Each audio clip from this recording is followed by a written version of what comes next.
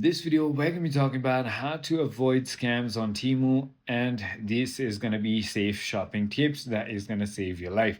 So first things first, you use PayPal, Apple Pay, or Google Pay to avoid storing card details directly on the site. Then you can also use virtual or disposable credit cards to protect your primary bank account and remove card detailings after purchase.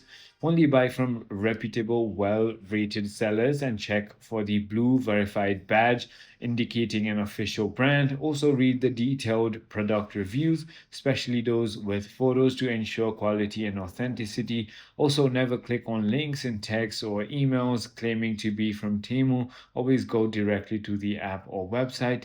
Also, use a unique, strong password for your account and consider using a separate dummy email address to avoid phishing scam.